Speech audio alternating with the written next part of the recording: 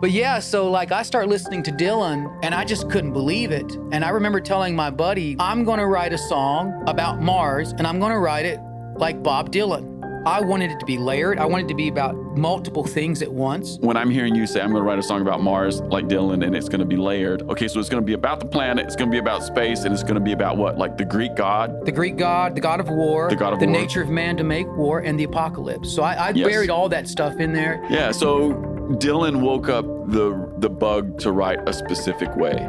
Yeah, it made me aware. Songs can be about something that are heavy and valuable. You're listening to the Ferment Podcast, conversations about worship and transformation. Today's guest is Sam Yoder. Sam is the songwriter of All Things Rise and the upcoming Vineyard Worship single, Jesus Beautiful. Sam is also a chiropractor based in Campbellsville, Kentucky. This episode is brought to you by Monk Drums. Monk Drums is a creative desert venture that strives to combine beauty and business as one heartbeat. Monk Drums' main focus is handcrafted wooden drums that allow us to love, assist, and serve all who accompany us on this path. Use the coupon code FERMENTPOD to get 5% off your Monk Drums order. Find them on Instagram, Facebook, and Twitter at Monk Drums. And every Monday, look for hashtag Monk Drum Monday. Speaking from personal experience, Monk Drums are wonderfully crafted and they sound amazing. They blend the best traits of both the djembe and the cajon, and I found them to be incredibly versatile in both the live and studio environment. Check them out at monkdrums.com.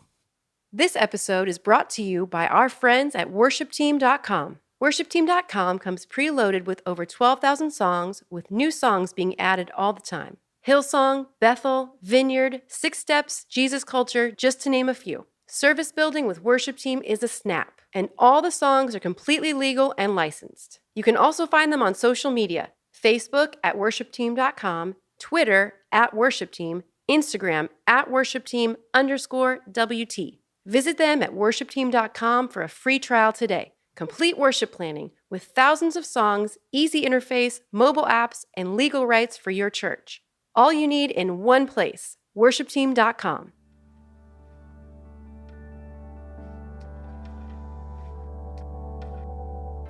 Hey podcast listeners, this is Darren Verrier, Director of Publishing for Vineyard Worship. Our latest single is More Than Anything, written by Adam Russell and sung by Samuel Lane, author of Saved and Adore Him. Your glory fills our hearts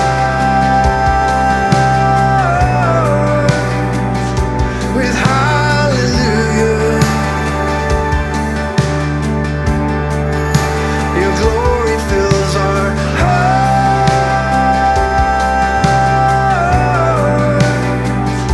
with hallelujah. Your glory fills our hearts with hallelujah.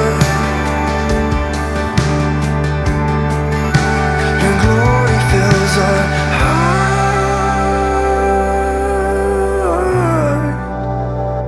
with hallelujah.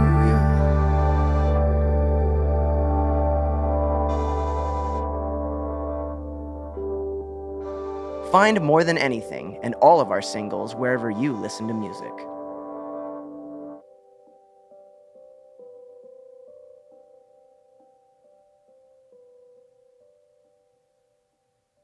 All right, everybody, I am super excited because one of my very good friends is here. And I feel like I say that every episode. You do. I do. But the good news is this one's super true because I'm here with my good friend, Sam Yoder. Sam and I have been friends for 20 years, maybe a little longer. A little longer. Mm-hmm. Yeah, we met in college, didn't we? I think 96 or 7. Yeah. That's amazing. I still remember when Eric and I ran into you. Yeah? At the university. I think you and I had a class. We did. We had a Bible class. Yeah, and I got to know you, and you were instantly super interesting to me. And then I told Eric, I'm like, you got to meet this guy, Sam Yoder. And the three of us started hanging out, and we've been buds ever since. We have. That's so good. Well, hey, here's what I want to do, Sammy. I know that you're my friend, and you're clearly someone who's been, instrumental in my life. And you're a songwriter, and you're a dad, and you're a chiropractor, and you're a musician and an artist, and all these things. And I think a lot of people know some of that, but I want to do what we always do on this podcast, which is just do some personal history. Sure. So I guess the first thing we need to do is just start with your last name. Yoder. Yeah. I mean, you grew up Amish. I did. Yeah. I was the third child into an Amish family, and they left when I was pretty young. How old were you? I was 6. Yeah. But my parents, they were in their 30s. And when they left the Amish, they moved to Eastern Kentucky, and there was no ex-Amish around them. Okay, so where were they living when they left? Well, we moved to Berea first, and then we moved to... Yeah, but is it Ohio? Fredericktown, Ohio. It's a little Amish community. Yeah.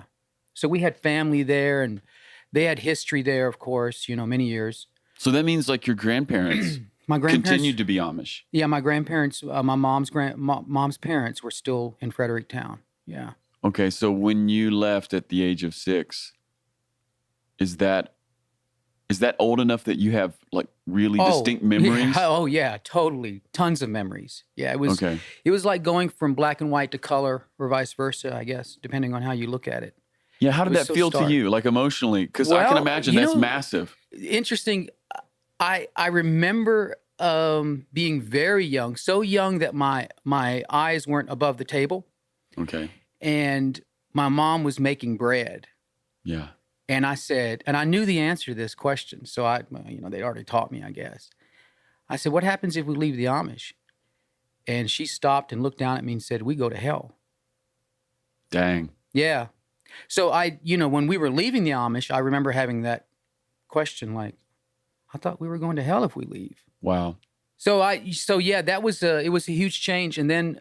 So are you saying, okay, you tell that story. Does that mean that there's anxiety when you're, as a kid, I thought we were going to hell? Well, there was a little bit, but as a kid, you trust your parents. And then, of course, I would have conversations with my older brothers, and they were the more likely the ones to comfort with that sort of thing, because I had 2 older brothers.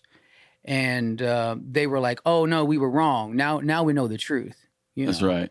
Okay, so what was the truth that your mom and dad woke up to that caused them to leave the Amish? Well, we were Old Order Amish, which is as conservative as you can get. There are a lot of Amish out there who are more open.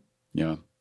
But the Old Order are so conservative that you don't enjoy or boast a relationship with God. You close your eyes and hope for the best. Okay. So no assurance. None. You're just living in mystery and in some degree darkness, even though they're really good people. And I think a lot of them know the Lord. Yeah. But so when my parents first heard what we consider, in the South, the gospel, was, get saved, kind of thing. My dad said it was like a light bulb went off for him, which he'd already studied. He'd studied the Bible his whole life, and he had a lot of questions. And, he'd met a lot of modern people who loved Jesus, and his dad, my grandpa, was a big questioner. And so he was a bishop and he was a preacher, and he would preach on stuff you're not. In fact, there was a couple of times my grandpa was approached by the rest of the bishops and says, we don't preach about that. Wow. And okay. He was like, it's in the Bible though. And he would preach it, and they'd be like, well, we don't talk about that. Okay. So what does it mean to be a preacher in the Amish? Well, you can't prepare your sermon, but we call him Dottie. That's Grandpa. Dottie would prepare his sermons, which was already against the rules. You're supposed to get up there and let the Holy Spirit lead you. Really? Yeah. That's spontaneous. Yeah, that's spontaneous. And because we were but Old not everybody Order, can preach though. No, so he's selected. Oh yeah. So he was. What does that this mean? is a great story. Yeah. So Dottie told me, first of all, he knew he was going to be picked. They have a bench of 7 or 8 guys that are supposedly in the runnings, and they pick one guy. And the way they do it is to put a ribbon in a book, and then they hand out the books to everybody. And whoever gets the ribbon, they're drawing straws. Whoever gets the ribbon is the bishop. So Dottie said the guy before him went to reach for the book off the pile of books, drops the book he picks up. He says it rolled across the barn and landed right at his feet. And the dude in charge is like, okay, yeah, you pick up that book. That's your book. And Dottie's to your like, grandfather. Yeah. He was like, okay. He knew he had the ribbon. That's Isn't that crazy? Again, another It's like literary charismatic story, Amish. a literary story of like extreme divine providence. Yeah. So Dottie started preaching, and he would always push the boundaries. He was very aggressive, and he was a confident person, and he didn't mind questioning. And he was eventually placed in the bond. He was Whoa. eventually excommunicated. Why? I mean, it's a long story. For but his theological I mean, leanings? it was a number of things. Yeah. Oh my gosh, Samuel. Yeah, he was eventually put in the bond, but he refused to repent because he didn't feel like he'd done anything wrong, and so he died in the bond. Wow. But he never. But his kids, a lot of his kids left the Amish. So my dad left, his older brother left, his younger brother left, and his sister left. But he had one sister who didn't leave. So most of my cousins on my dad's side have all left the Amish. Now they Wow. remained very conservative, Yeah. like not even evangelical, fundamental Baptist kind of Yeah. thing, Yeah. where Well, you- so this is just sort of the backdrop that you grew up in. Mm-hmm. Okay, so what was your home life like when you grew up? So your mom and dad are leaving for Jesus, so there's something extremely devout, right? Yeah. Oh, absolutely. Like church every Sunday morning, Sunday night, Wednesday night. Did you know? like church? Well, I mean, I was kind of a good kid, like, yeah, I think I did, and we went to a crazy, like, it was Eastern Kentucky, Southern Baptist, everybody smokes and throws their butts outside the church door. To smoke. No, they go outside the church before, sometimes in the middle, and definitely afterwards to smoke, and their butts everywhere. Like, I mean, the place was covered in cigarette butts, right? My parents were probably the only people in that church who didn't smoke. And, within a few years, like half the congregation owes my dad money and they stop coming or they disappear for a while. And, another great thing about that church is this happened so many times. I have multiple memories of it because I'm a kid. Yeah. Some guy would walk up front to the preacher, shake his hand, and hand him his last pack of cigarettes, right? Because he's going to quit. Yeah, this is But it. a week later, he's smoking. Yes, of course. He's back out front. Yeah. But that was like so I grew up with that. But, what's funny is like we were really different, as a family, just because of our background. And my parents are still really different. They still have like, they do well, but they've never been like belly laugh with non-ex-Amish people. Like, if I want to see my parents the most comfortable that they'll ever be, you get them around the ex-Amish. People Wow. like themselves. Yeah. And then it's like, I can just see them just relax, like they're just floating in a pool of warm water. And then, Yeah, there's a comfort level there. They're on soul vacation. Mm-hmm. Yeah. Culture is strange like that, isn't it? Well, in the Amish culture, you've got an unwritten language, which is oral tradition. And then you have a religion, which is its own sect. And then you have a way of life that is literally a century or 2 centuries old. Yeah. Right? And then each church has its own unit. So churches move in units, or they think and feel in units. So, Bruce Springsteen's song, We Take Care of Our Own, which is kind of sarcastic, tongue-in-cheek. But the Amish actually do. They actually take care of their own. So there's nobody in the Amish who suffers from, medical bills they can't pay. They take care of their old. Nobody's on welfare, and nobody's on disability, and nobody is on Medicare because the Amish take care of all that. In fact, the Amish got an exemption from the U.S. government for those specific things because they promised the U.S. government, don't tax us, we're going to take care of our own. And they do. So there's a culture there that my mom and dad were so deeply rooted in by their 30s, and then they leave, and they've never quite, an interesting thing. Yeah. I called my dad a few months ago because I wanted to check to make sure that I had a song correct in my head. That's an old Amish song. And he sang it over the phone. It's just gorgeous, right? And he gets to the end, and my dad's not a verbal, expressive guy like I am, right? And he gets kind of quiet. I'm like, hey, Dad, what's up? He's like, well, I just, that song makes me feel. And he kind of stops. I'm like, what's it make you feel, Dad? Yeah. He's like, well, like something's been lost. Oh, man. Yeah. And I'm like, well, Dad, that's all you knew for 30 years of your life. And then you left it all in one day. Yeah. And not only were those the things that he knew for 30 years, but those were the things he knew during the formational moments of his life. Yeah. You know, at his mother's breast, being weaned, All going his to friends. school, going everybody. through going through those middle school adolescent years. Those are like massively formational moments, right? Mm-hmm. And then that's the backdrop. Yeah. Hey, what was the song? I don't know the name of it, but Can I you can sing it. Mm-hmm. Yeah, why don't you give yourself All an right, inch so or I'm two gonna on that back microphone? this. I'm back this mic up a little bit. Yeah, do that. Yeah, that's good. Lay free to sprau Christus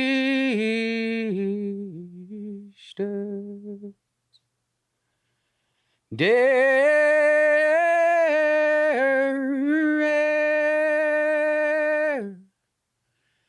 to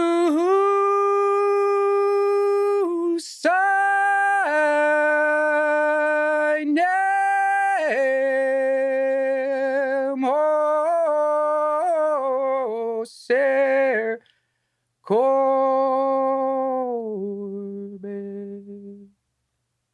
So yeah, that's one verse. It goes on for about 30 minutes like that. Wow. Is it German? Mm-hmm.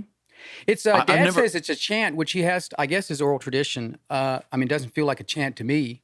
Yeah, there's melody to it. Oh, it's a beautiful melody to it. The way the Amish do it, then only a man can be a caller, but the caller starts the song and then the rest of the congregation comes in. Now, we were Old Order, so we couldn't do harmonies. So everything was in single melodies. Old Order, no harmonies? No harmonies. It's a sin to have a harmony. Oh, my word.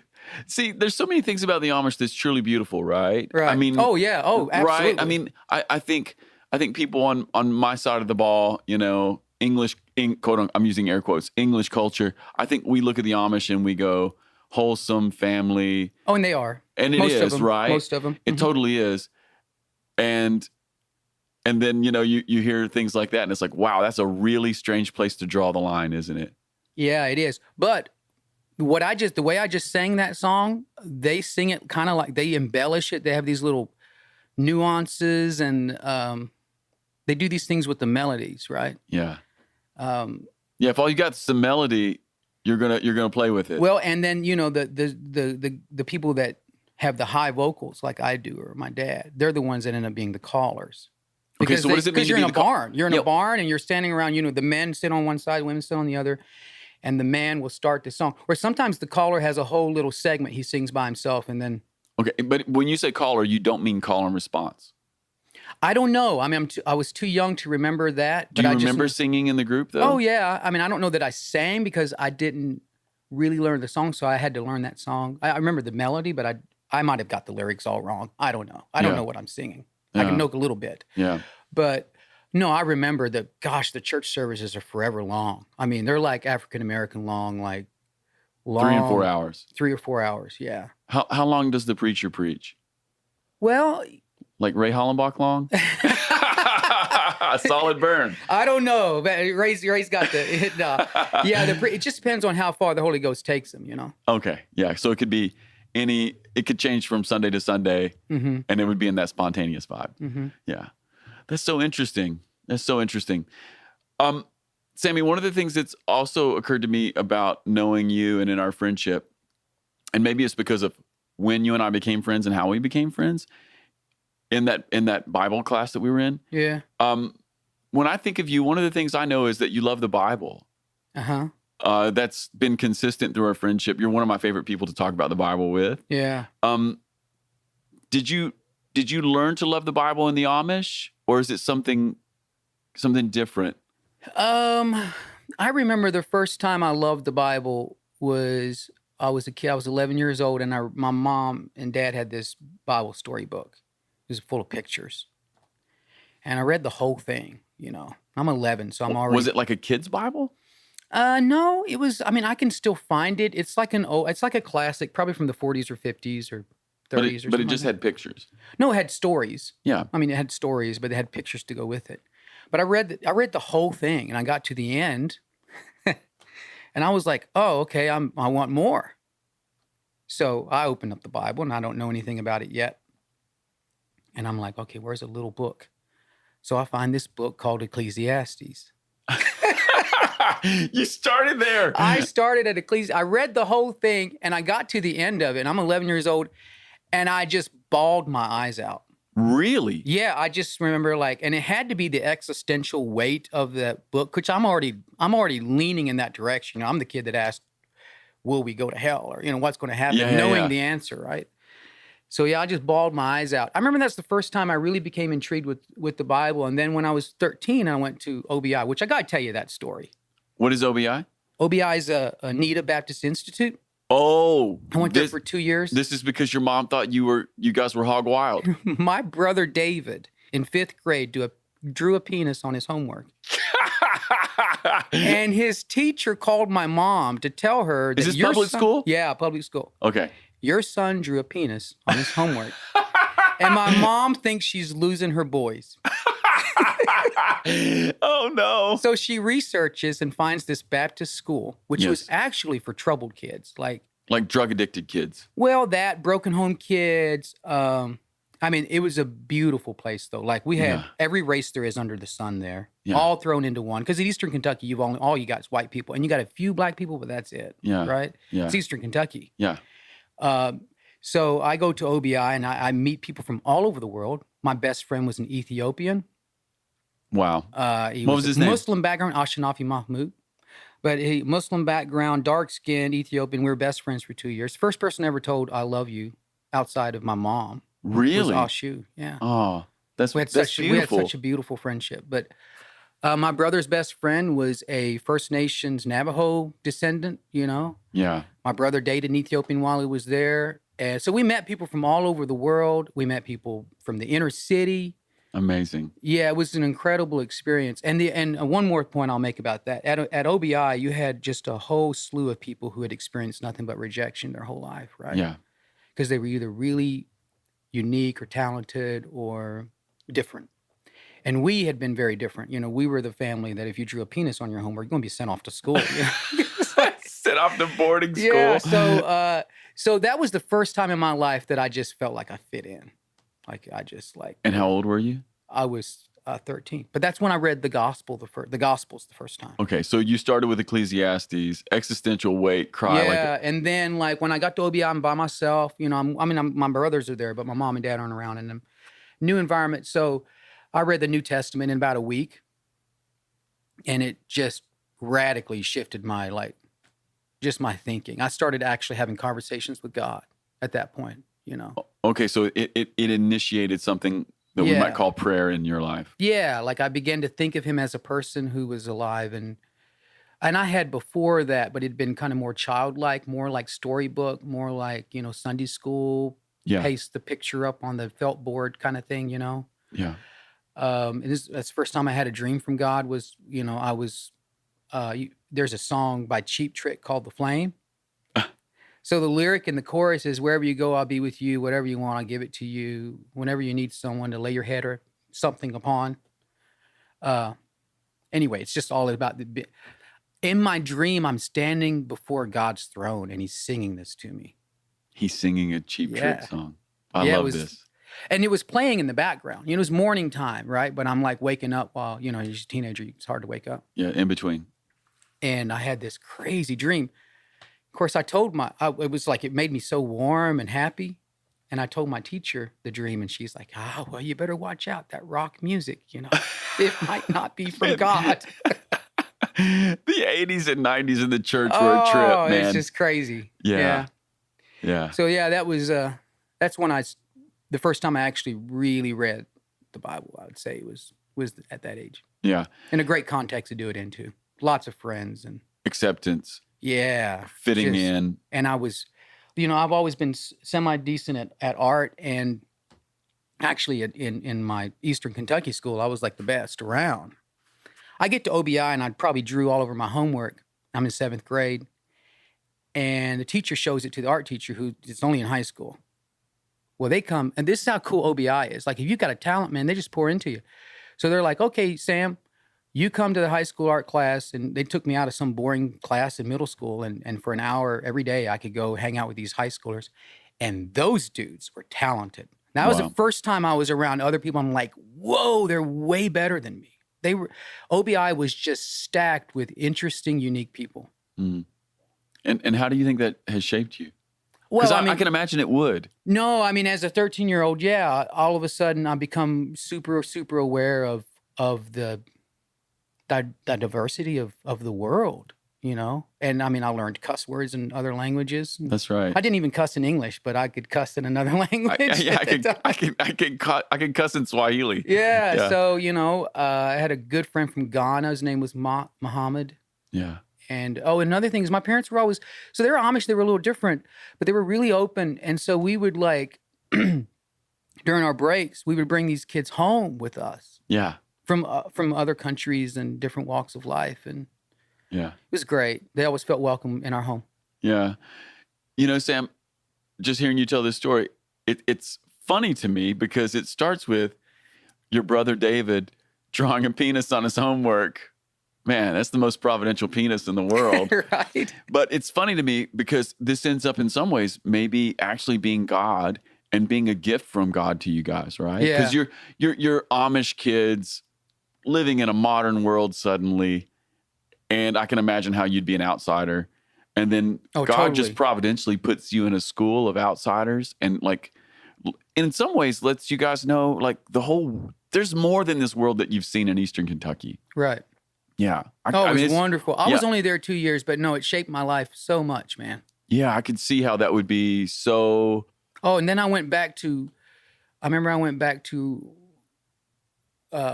Kentucky, and I went to the school in Eastern Kentucky, which OBI is in Eastern Kentucky too, right? But I went back to public school, and I just remember thinking how how kind of boring it was. It was just really boring. I mean, you get it. Yeah, I can feel that. It's the difference. Everything was the same. Yeah. Yeah. It's back to black and white. Yeah. Yeah. I get that. And it was okay. I had a great, I'll tell you one story. I had a teacher when I was a sophomore. They put me in AP English. And she was massively influential in my life. As a first, so she assigned 7 books for us to read. And I read 2 or 3 of them before the summer started. She wants to read a couple of them. It's the first time I ever read Atheist, right? So we read Hemingway, Fitzgerald, Steinbeck, Faulkner. Faulkner. Yeah, Faulkner. Faulkner's Hawthorne. tough, bro. I know. As I lay down, it's amazing. Hawthorne, Stephen Crane, and I'm probably forgetting one. But anyway. You're reading the classics. We're reading the classics. The best of the American writers. Yeah, and she was agnostic. So she was the first person I was ever around, and I'm vulnerable to those kind of things anyway. So she starts in class, questioning the virgin birth and all these things. And yet, she was as full of the Holy Ghost as anybody I've ever seen, because she was so kind to people, and she was so patient with no matter where you were from or what your background was like. She was truly kind to me. Yeah. Yeah. Really kind. And so did that wake up did you already have literary No, that's what turned me on. inclinations, or did she wake you So up? I wrote, our first assignment was to do some sort of story about ourselves. I forgot what that was Personal called. narrative. Personal narrative, something like that. So I wrote about us leaving the Amish. And she already had a reputation of being really hard. Almost nobody gets A's in her class. And she gave me a 97 on that thing. Oh. And then she takes me aside and she's like, you got a gift. Mm. And you need to be aware of that. So she was really sweet to me like that. And in college, when I went back one time, now this made me feel really awkward. I'll go back one time in college to say hi to her, right? And as I'm leaving, she's got a class full of people. She goes, Samuel. And I turn around. She says, I love you. Hilarious. And I'm fumbling my words, trying to say, oh, you too. And then I just duck out of the door as quick as I can, Oh, that's funny. So did it feel innocent or did it feel cougary? No, it felt innocent. It felt That's genuine. wonderful. That's what I'm saying. Yeah. I mean, she told us a story about her husband driving down the road, hearing a voice says, turn around, go back to that barn. There's someone needs your help. He turns around, goes back to the barn, and there was a pregnant lady who was stranded and had been, I guess she'd suffered some sort of abuse and was stranded. And so he got her help, Wow. She told that kind of story. And even at the time, I was like, that's got to be God. Yeah. I guess. Not a demon, right? Yeah, definitely not a demon. Yeah, that's really interesting. So she's kind of agnostic, but maybe clearly she's not. Maybe she's just progressive Christian. I Yeah, don't know. but clearly she something would else never was going tell on. us exactly what it was, but she was not afraid to challenge you. That's wonderful. And so it woke up. Oh, it woke up literary thinking or inclinations in your own curiosity life. into the existential stuff.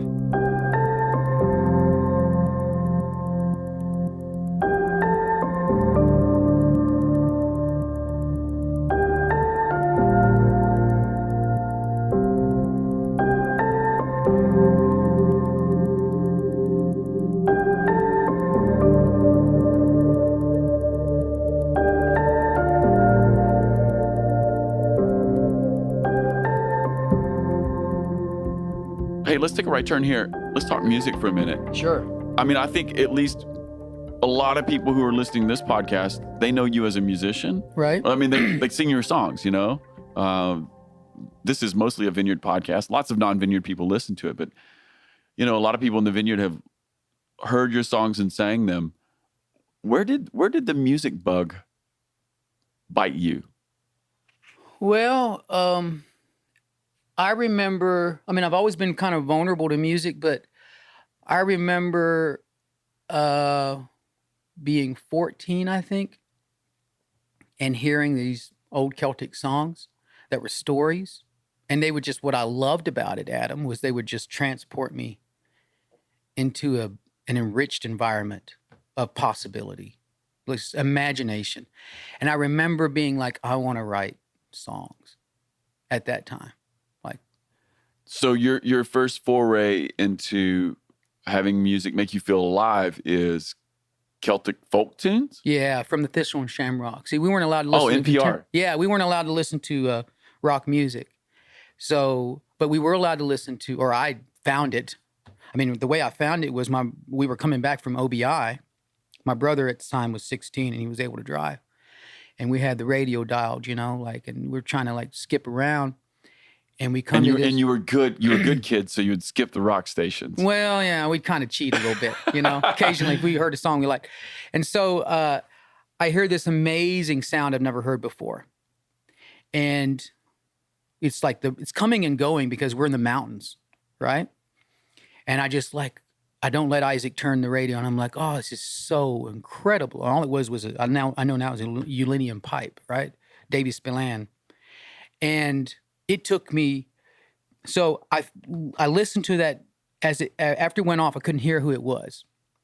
And I knew it was Thistle and Shamrock because I listened to the end and they always would say, you have any questions, write to Charlotte, North Carolina, P.O. Box 560-646, something like that, right? I listened so many times, I probably have it memorized. Yeah, I think it's in Matthews, North Carolina, Yeah. which is right outside of Charlotte. Well, I think they moved it now, but so I listened for the next 6 months to a year trying to find that song. And I wrote them and I finally paid them like $20 to send me a list. This is before internet or anything like that, right?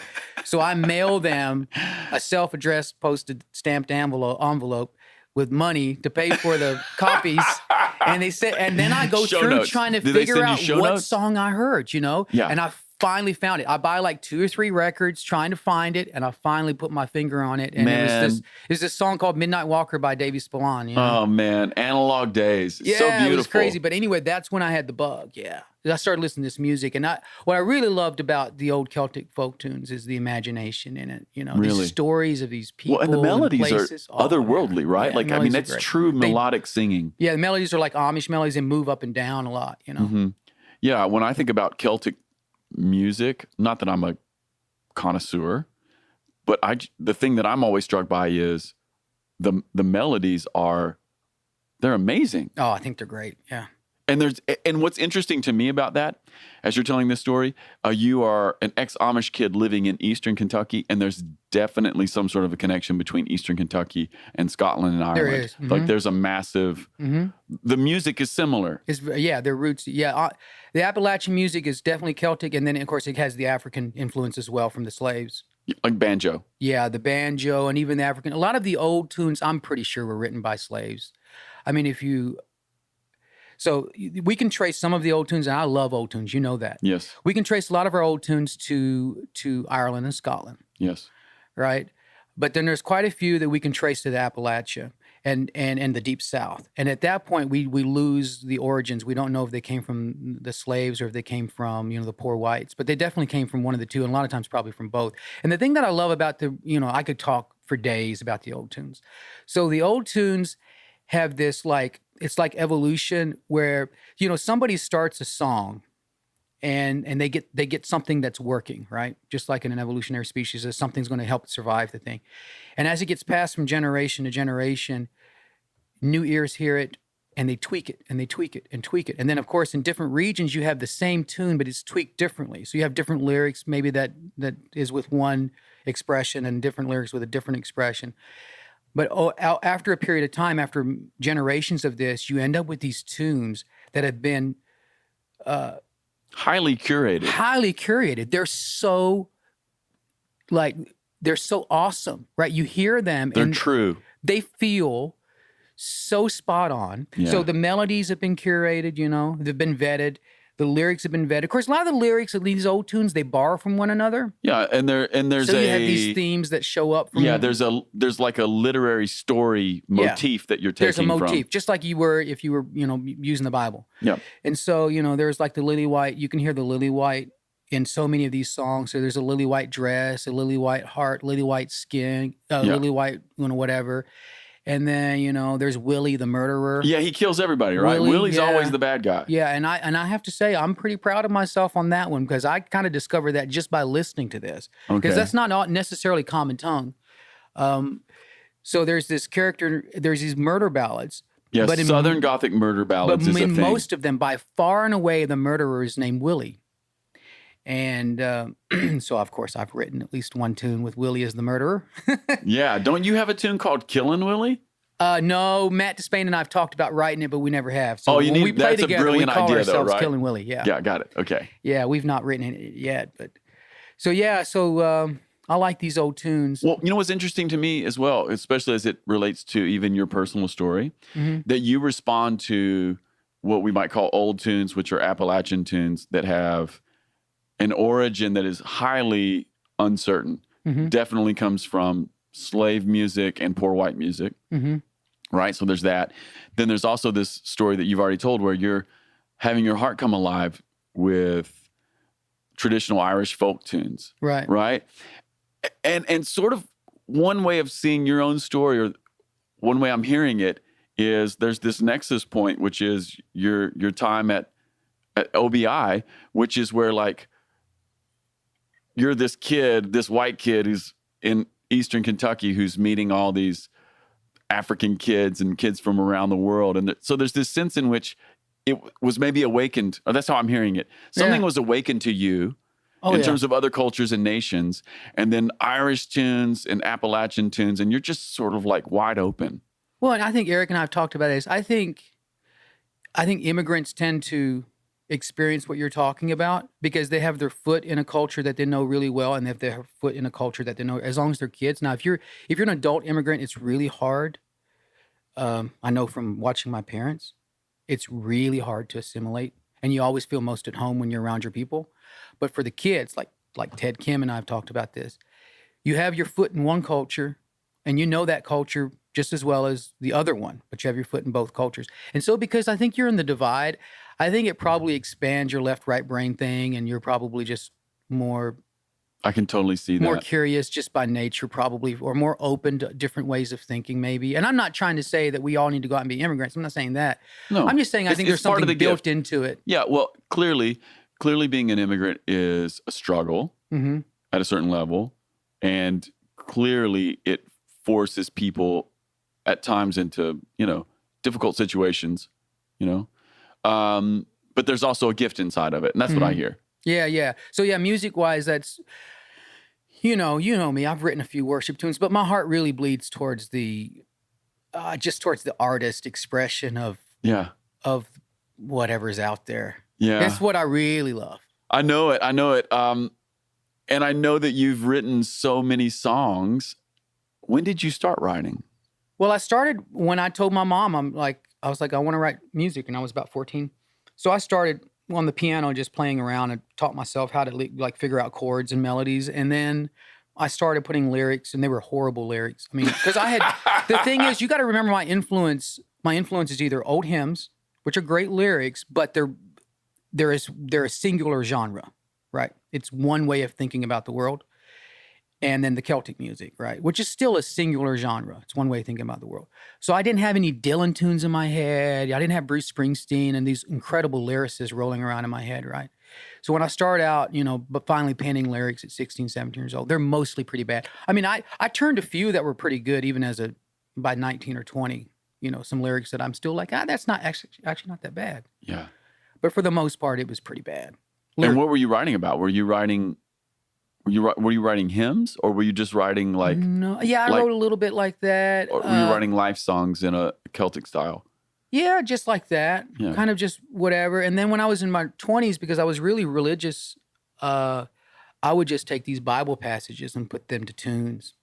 Yeah. And I've always been good at rhyming, so I could figure out how to rhyme, and I would do that. Yeah. Which, looking back, sounds boring, but at the time it was very, very interesting to me, and it also put the Bible, inside me. Yeah, and it's interesting when you write like that. Those, especially if you're writing like Psalms or something, those lyrics, they never leave you. Once you attach a melody to it, yeah, it's there forever. Sammy, when did you start writing like real proficiently? Probably stuff that you are still like, it's good. That matters. Yeah, that counts. After I discovered Bob Dylan. Okay, when did you discover Bob? I was 30. Yeah. It's pretty bad. Yeah. I was 30 years old. So, my wife and I, we moved to Kansas City. I'd heard a Dylan tune here or there, of course, but I you just didn't realize exactly what it was. Never really listened, Yeah. And we go to a movie, and I watched the trailer for I'm Still Here, or whatever that's called, the Dylan film. Yeah, Don't there's Look several. Back, no, it's the one that has No Direction Home? Charlotte, no, whatever. Yeah, it has the actress playing him. Yeah. Whatever her name is. I can't remember that. Is that No Direction Home? Maybe. No, that's Is that the documentary? yeah, that's a documentary. Okay. It's a dramatized one. Yeah, I know the one you're talking about. Okay. Yeah. So I see that, and I'm just like, dang, what is this? So I go home and I just fall into a Dylan. For a year. I listened to nothing but Dylan. What record? Oh, caught I started early. Early Dylan blows my mind. It's my favorite. You and I have been talking about it lately. I go in Dylan seasons, and I've been out of one for a while, and I'm kind of back into one for about 3 months now, and I've been listening to really early Dylan, those first couple records, like Freewheelin' Bob Dylan. Yeah. Like, Can't okay, believe so he's 20 years old, 21 years old. Okay, that's what I was about to mention. Insane. It's insane. You and I have a mutual friend, Eric. Yeah. Eric and I were talking about it the other day. Dylan is writing these. He's 20. These songs are like, they're like apocalypse. I know. It's insane. This is the early 60s. He had the Holy Ghost. I've heard someone else say, yeah, he had the Holy Ghost is why he did that, It's phenomenal. He clearly can't know really. He can't really understand what he's writing.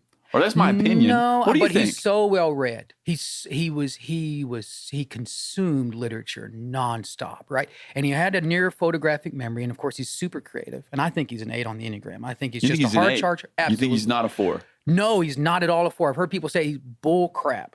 He's not a 4. If you look at his lyrics, they're always confrontational. They're apocalyptic. Yeah. He was so confident as a young man. 4s are insecure, man. They're self-aware, and they're way too, Dylan never really had to drink himself into a stupor phase either. No, I mean, he did some drugs, but that was just try to stay awake. That's 60.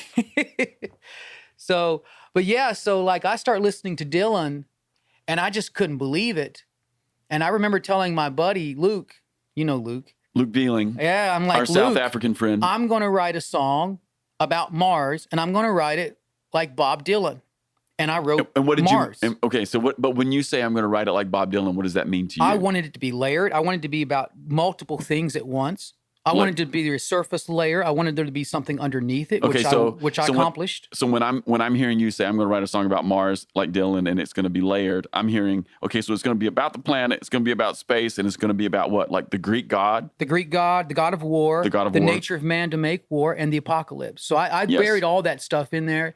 And then I also made sure I had these rhyme schemes. And another thing I noticed about Dylan is he'll rhyme 2 or 3 syllables in a row, right? Yeah. It's easy to rhyme one syllable. Yeah.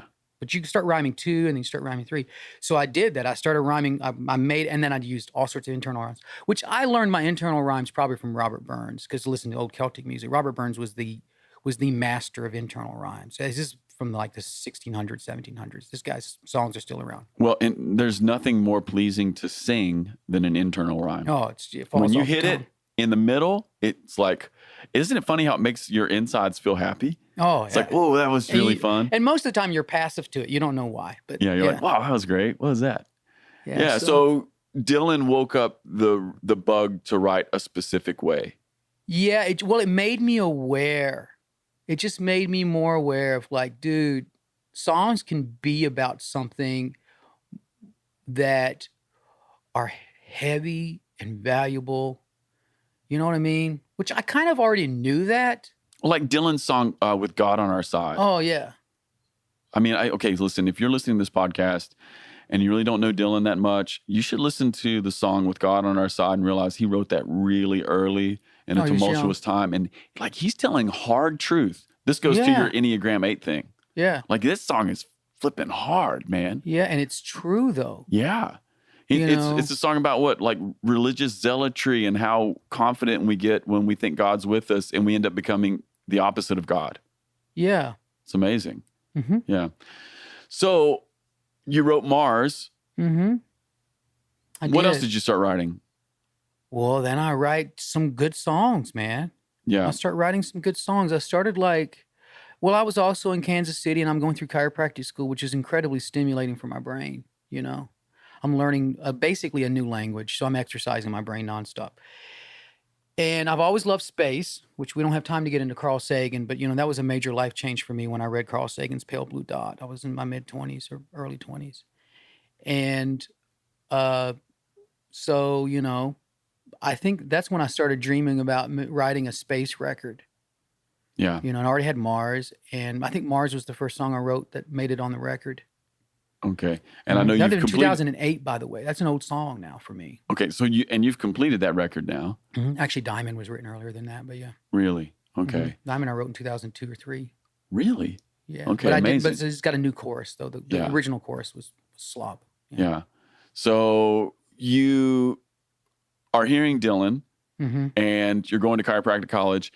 You're already a musician. You're alive to that. You've been influenced by Thistle and Shamrock and things like that.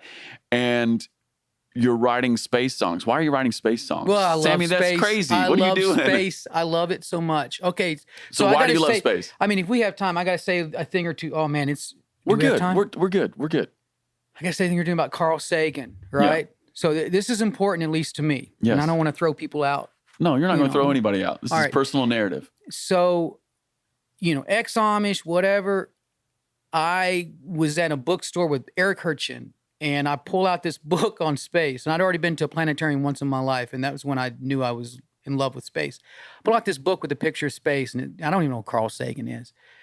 So I buy the book for like $5 or $10, and it's called Pale Blue Dot. And I read the book, and I get to the end, and now Carl Sagan is an atheist.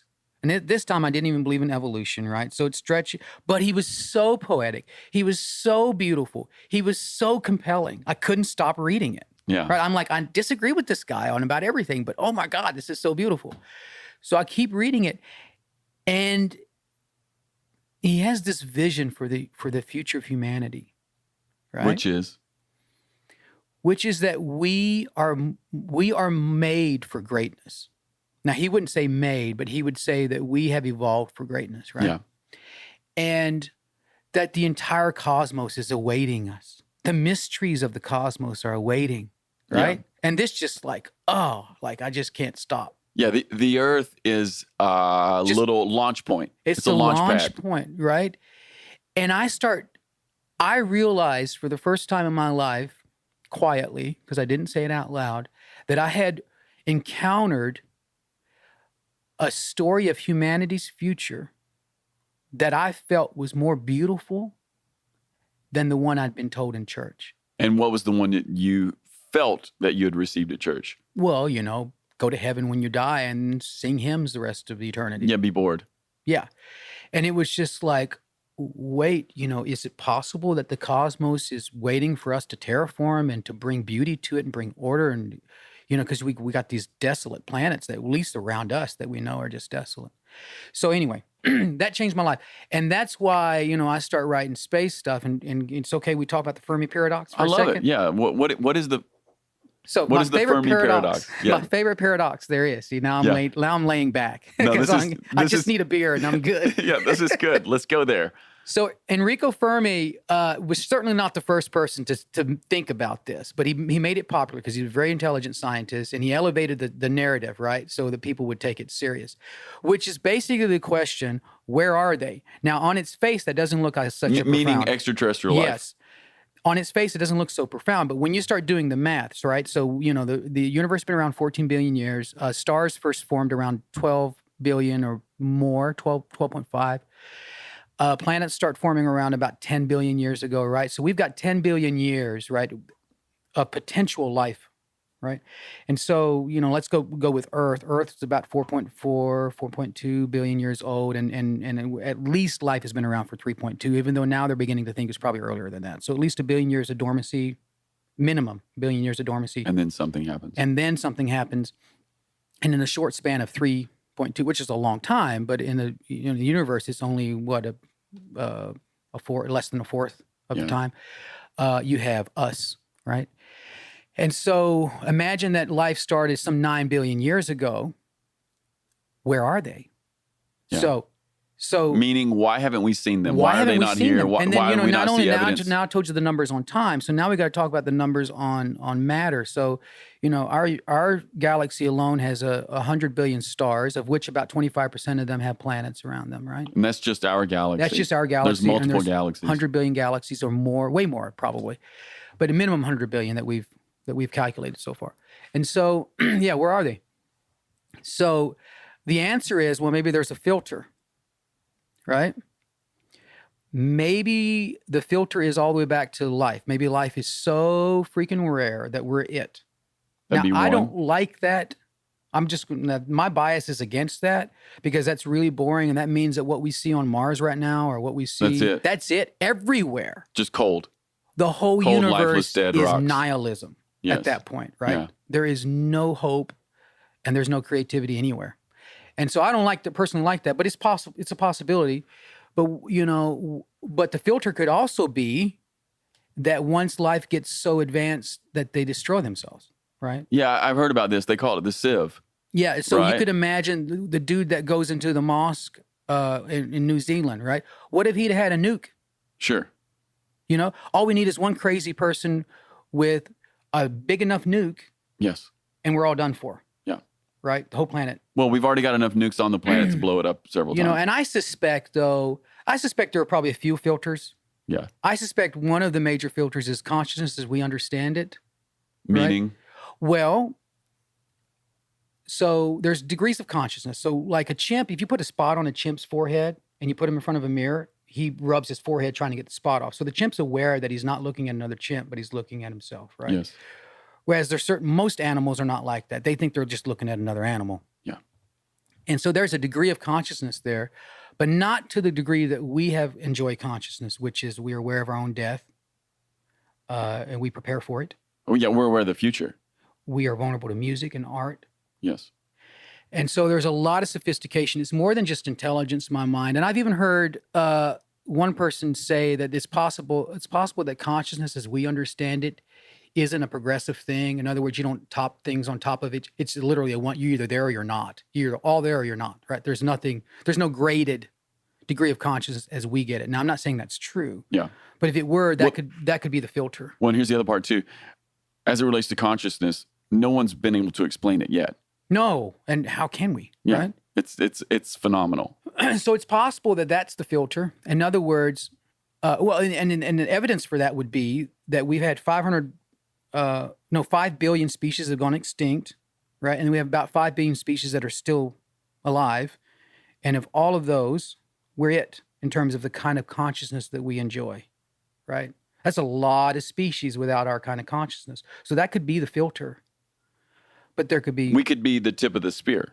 Then I've heard the argument like this, and I hope I'm not boring your No, you're not. This non-scientific is people. fun because I think it relates to who you are and even the record you're making. Yeah, and so I've heard an argument say that, well, what happens is once a species gets so advanced, what they do is they just go online, man. They say, forget the biological.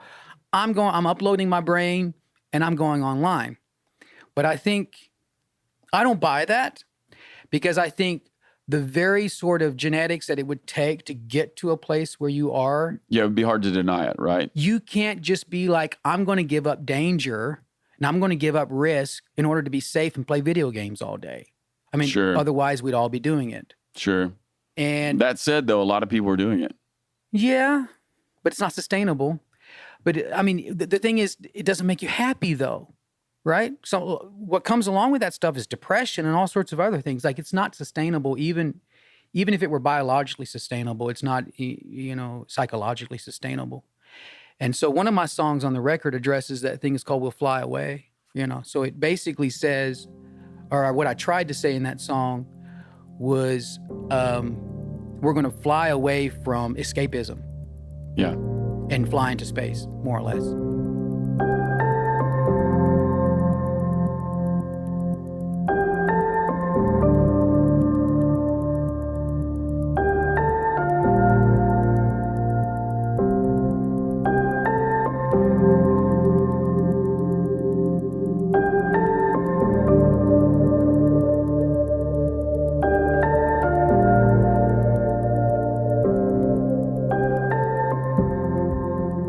So what we have here is that you got touched by Celtic music, Bob Dylan, and Carl Sagan, and you spent the better part of really a decade writing some songs about space and the possibility that life could be pointed outward and upward and beyond. And Sammy, I know you so well, that seems perfectly normal. And when a lot of people listen to the podcast, they're like, this is bananas. What would it's you a little say- bit bananas. What It would you is. say to people who are like, that is, I've never heard of anyone who thinks like this. Well, they're out there. That's I hope right. they are. No, they they won't like are. my record if they. No, they are. I just think it's such a unique perspective. Yeah. I do like the idea that whatever the cosmos is, that there's some sort of an invitation in it. I think there is, man. I do. Yeah, there's an invitation. There is. We've been wanderers. Humans have been wanderers from the beginning. I tweeted this a while back, but in response to Andy Squires. But this is the crazy thing about humanity. I mean, this is like, we've already done some amazing stuff. Let's try to do this again, and it would happen. So before we invented anything more sophisticated than canoes, we populated the globe. Yeah. And like everywhere except for Antarctica, man. We had our cousins living everywhere. That means that some of our cousins jumped in canoes and went out to the islands. Yeah. I mean, it's just Well, there's our something- desire to explore, And danger. our desire for the real possibilities of risk and reward. We can't get away from Well, it. it's like, did you watch that Alex Honnold documentary, Free Solo? The guy who free soloed El Capitan with no ropes? No, I didn't. I need Oh to. my gosh, Sammy, you're going to freak out. Okay, so there's this climber. His name is Alex Honnold. It's a doc that came out, I don't know, a few months ago. It's called Free Solo, El Cap in Yosemite. I think it's 30-some hundred feet of granite straight up. He climbs the thing with no ropes, that's a microscopic picture of what we're talking about. It's Yeah. like the human capacity to explore, to do something no one else has done, to go someplace that no one else has gone. We need to do it. We need to do something no one's done before. Well, I'm glad we're talking about this, because as a pastor, one of the things that I've thought about a lot for the last 5 to 10 years is we now live in a world where there is no frontier. So I wrote a bunch of frontier songs Right. because I had a weird dream, and we Yeah. won't talk about that now. We'll talk about it some other time. But I realized several years ago there is no frontier, and that one possibility for what seems like the explosion of depression and malaise Maybe that. that hits everyone, but especially hits men. And if some of the listeners think that's sexist, well, then I'm sorry. I just see it a lot in my pastoral work. Like men are bored. Well, I think the suicide rate for men has skyrocketed the last few years. Well, the suicide rate for white men who are like 40 or 50 is through the roof, you know?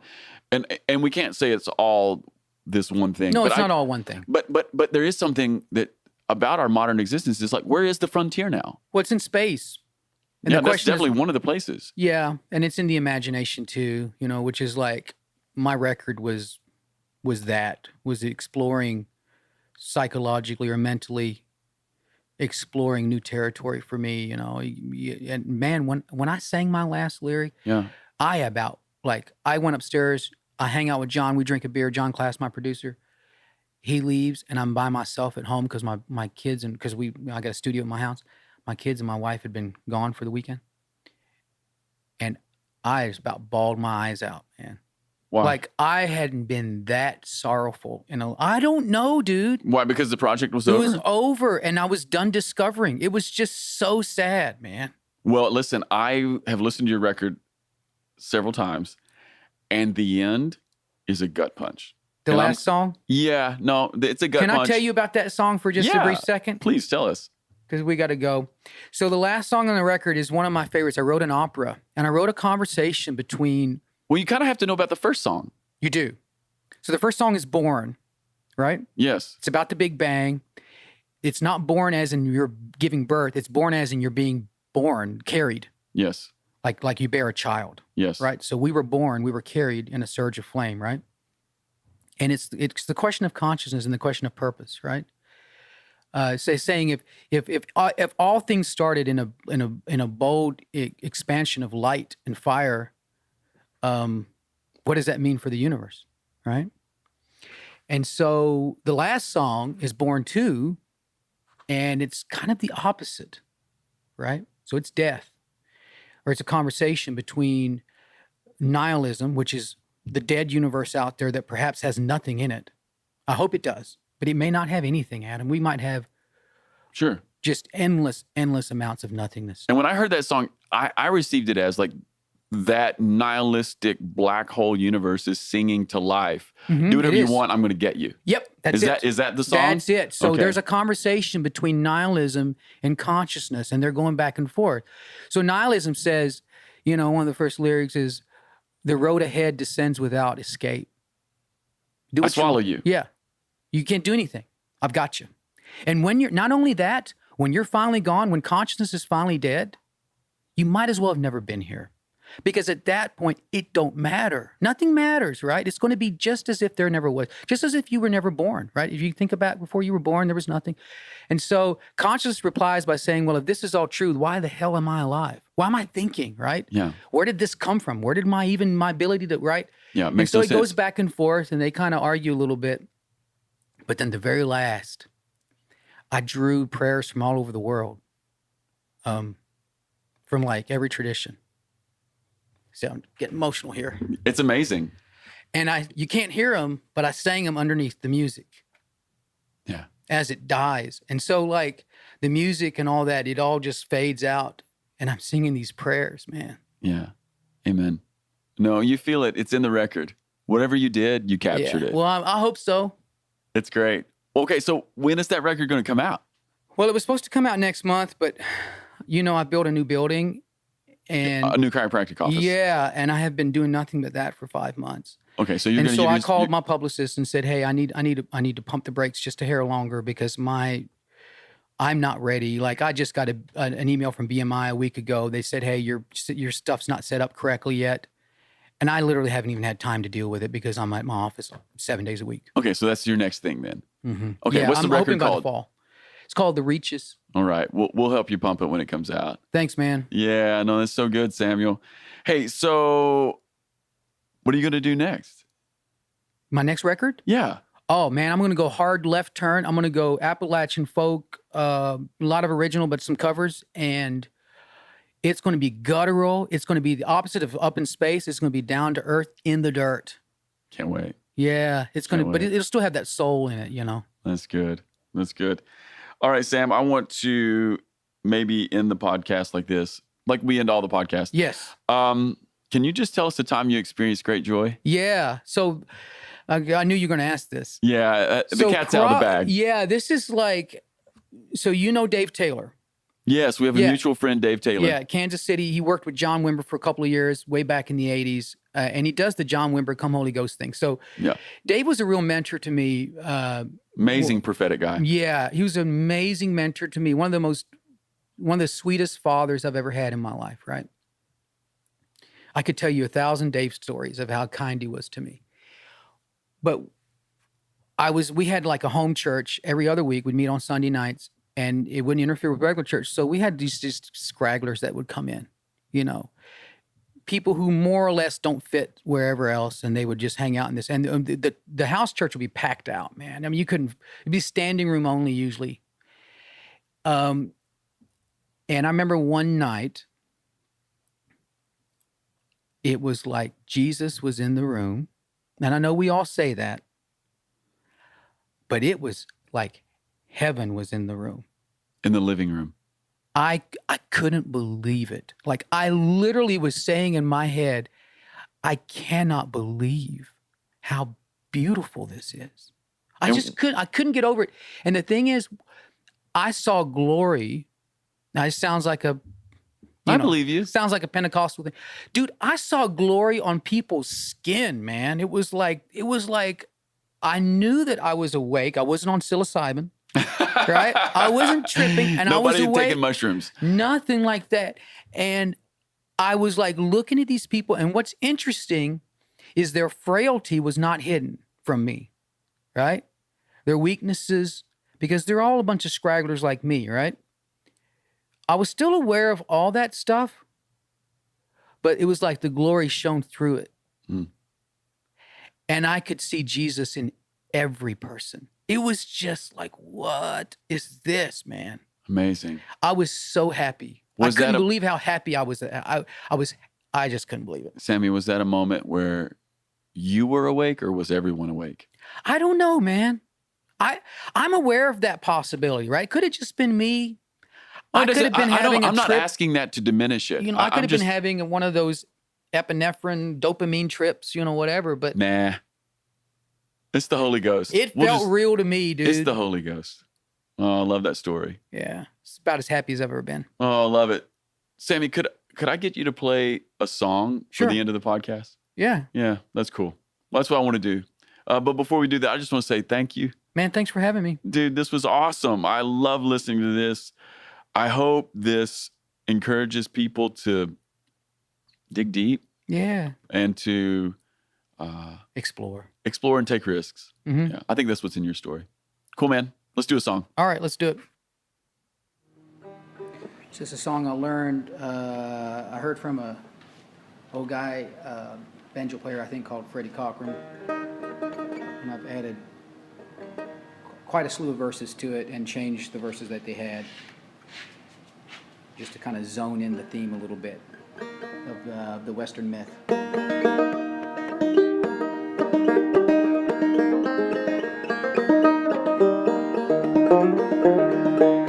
I am the greatest sailor that ever rode the west. I got daisies in my pistol, I got bullets in my breast. As an orphan young and hungry, the Apache took me in. They taught me to run the buffalo, gave me a brand new name.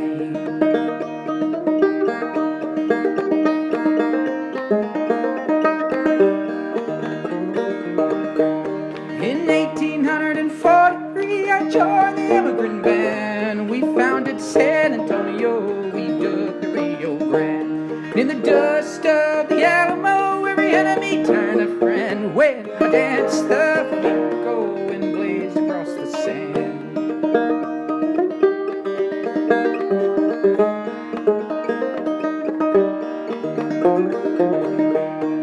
Went out on the prairie where I learned to rob and steal. When I robbed the pretty maidens, how happy they did feel.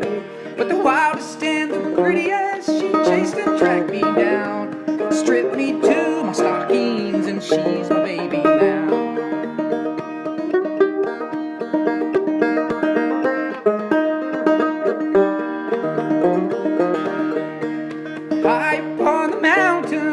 golden calf was weaned, I wrestled the angel Gabriel, plucked a feather from his wing. They say there's a queen in England, they say there's a pope in Rome, but they best stay far away from the wilds that I call home.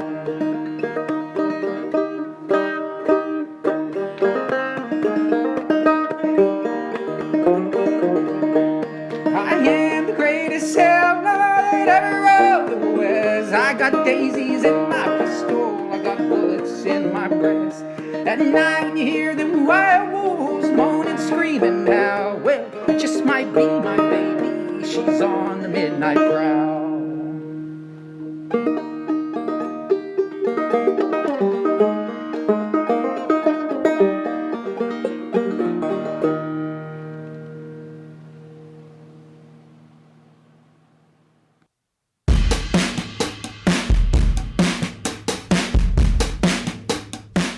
Hi everyone, this is Melissa Keller, Events Director for Vineyard Worship. If you've been enjoying the podcast, I've got a couple of ways you could really help us.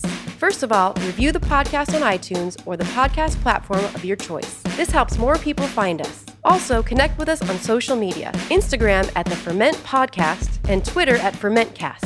Thanks for listening. See you next time.